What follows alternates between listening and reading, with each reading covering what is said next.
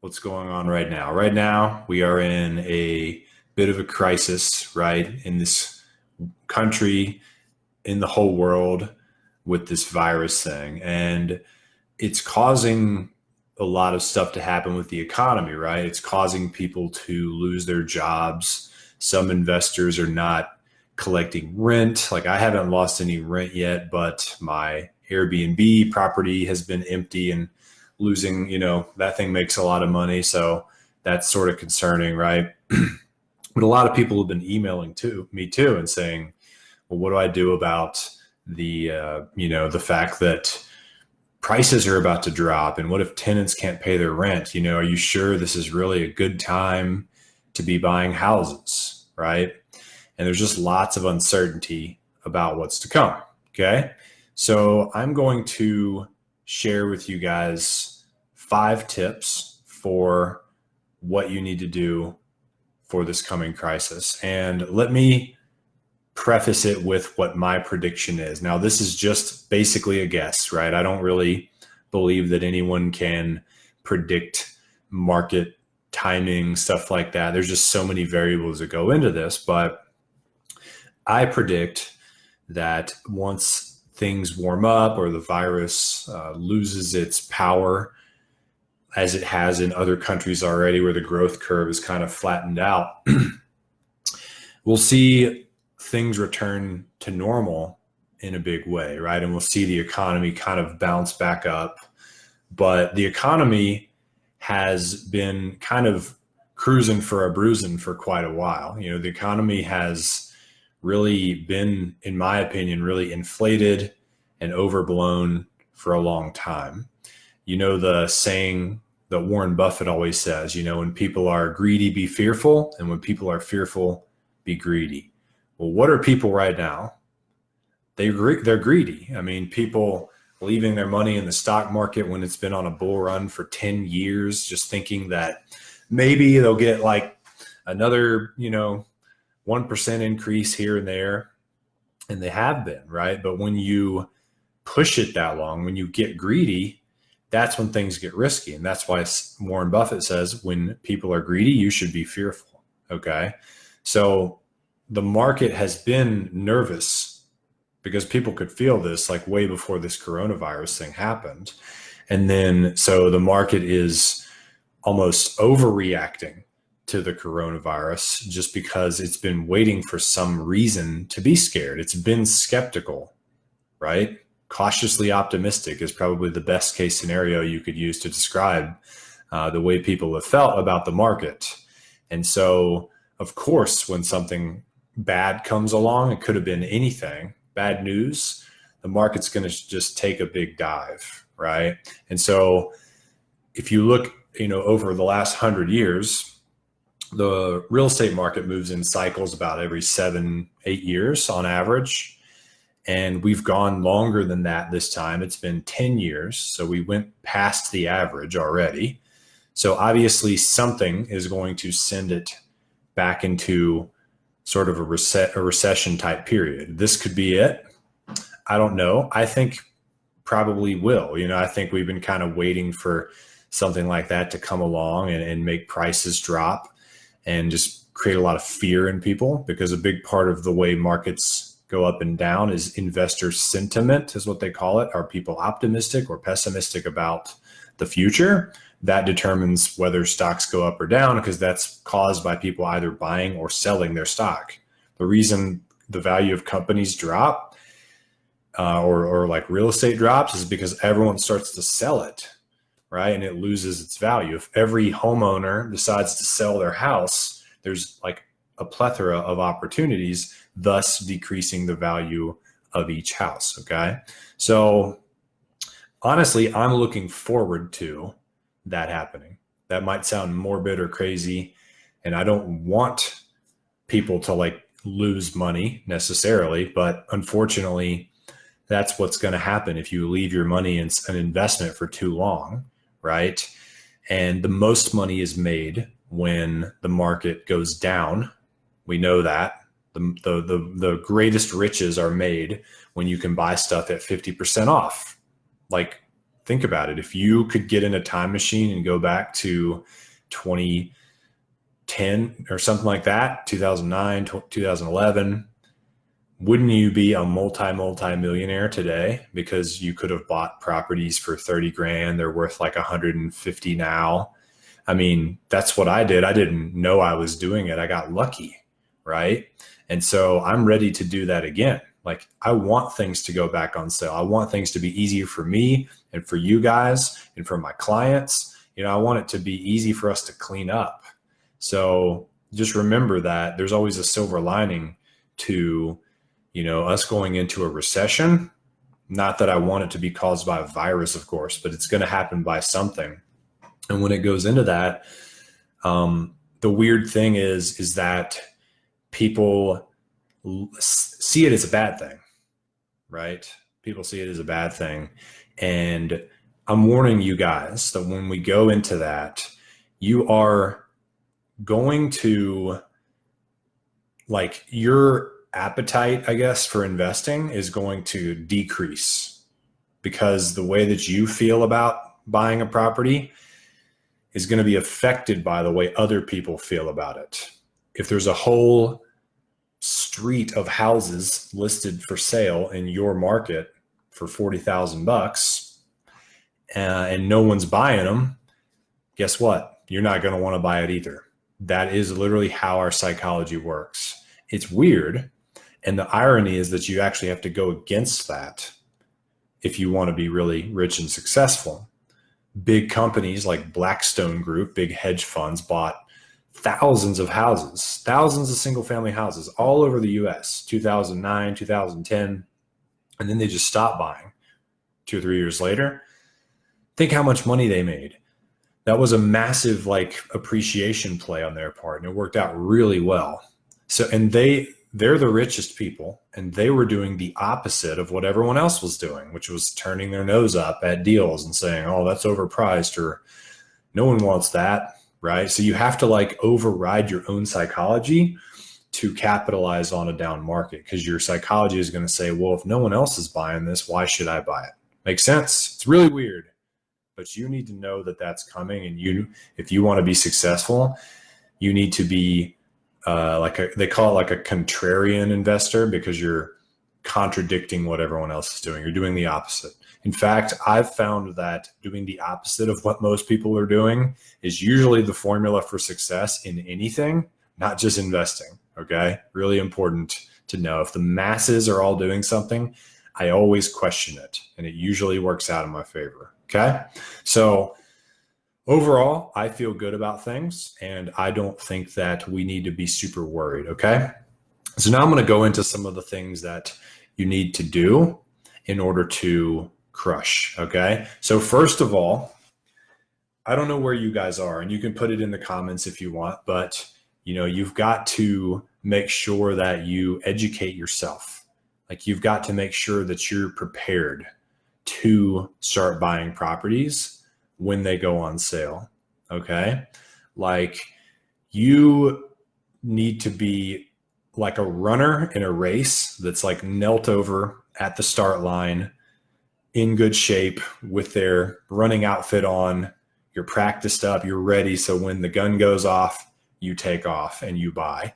Okay. You don't want to be the person in the stands that's out of shape and overweight and you know, doesn't remember how to run, you know, and maybe is thinking about doing it if they see some other people do it or whatever.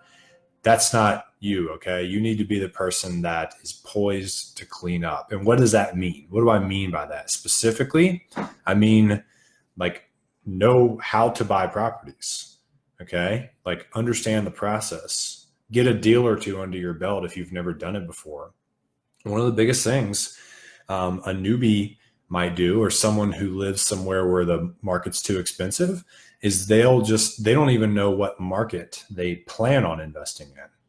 Okay. That's bad. Like, because that takes time. Like, you got to like look at a bunch of them, analyze them, pick one, maybe go visit it, then you got to build a team there, you know, like, how am I going to find the deals? Who are the wholesalers and the realtors and the best property managers? Who are the best contractors? You got to like sort all that out. What are the best zip codes in this market? What are the neighborhoods I should stay away from? Who's the best investor-friendly title company? Who are the private money lenders or the hard money lenders here? Who are the best local banks, right? That might sound overwhelming if you've never done all that. Once you kind of go through that once in a market, you don't have to like keep repeating it. You're kind of established, okay? But if you haven't done any of that yet, and you don't know what any of that is, like when these houses go on sale, you're going to be behind everybody, okay? And they're going to be cleaning up, buying a bunch of properties, and you're still sitting there like, where should I buy? You need to figure that out now, okay? And if you need help doing that, click the link in the description. You need to grab a call with us. We can talk about exactly how that process works, okay?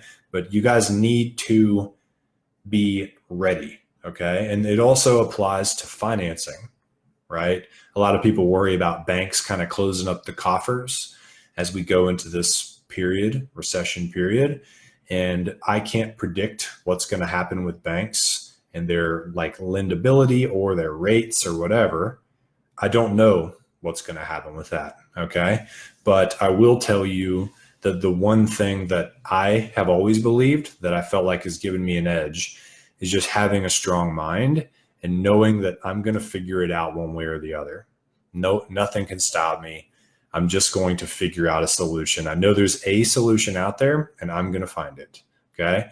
So it wouldn't matter if I had to call 100 lenders or 100 people I know if they want to do private loans. Like, let's say the banks do close up, you can borrow money from people, right? Like people are the source of the bank's money anyways. So why not just go straight to some people that have some money? You can do that. And I've done that many times. Also, you could learn seller financing. You could learn how to do creative financing where you have the seller carry the note and you put a down payment down of whatever size you choose, right? So don't look at, like people look at the negative stuff like right out of the gate. They're like, oh, well, the banks are probably going to stop lending, or, I bet prices are going to go down. So probably can't invest. That's BS. Like you're looking at a couple potential downfalls of investing and you're not looking at A, the fact that you can overcome those, and B, all the upsides of getting in the game. The greatest, wealth is created in down markets. So any excuse you have about why you need to wait is BS. I mean, if you're buying houses for like 50 grand, like I do, you don't need to worry about them going down in value. They don't have that far to fall. And rents did not go down in value very much the last time the real estate market crashed, just the prices did. Okay. So I'm going off of that, and I'm guessing that the rents are not just going to be cut in half if the real estate values go down during this coming recession. Okay. So you don't need to worry about stuff like that when A, it's probably not true. And B, like there's always a workaround. There's always a way to fix it. Typically when I am coaching or consulting with someone, because I've been doing this for several years very heavily now, so I've seen patterns.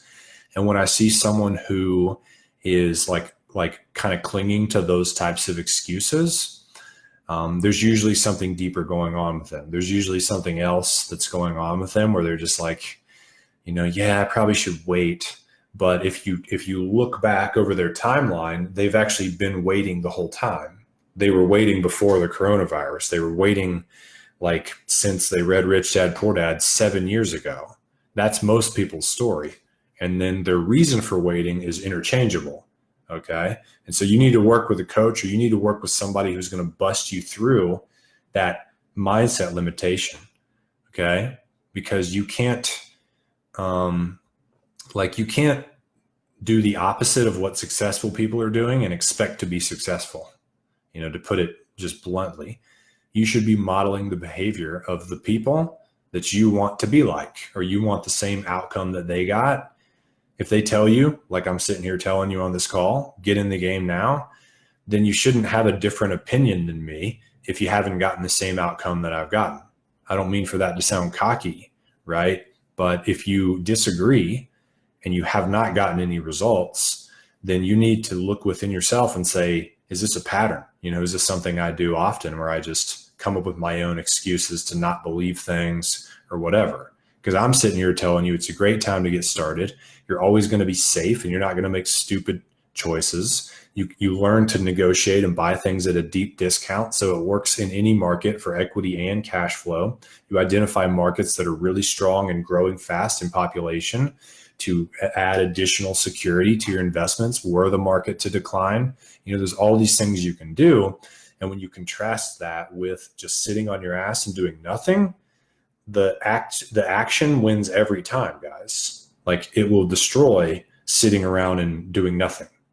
Like, think about that. Like, how much do you expect to earn doing nothing, sitting around? Scared money don't make no money. Okay.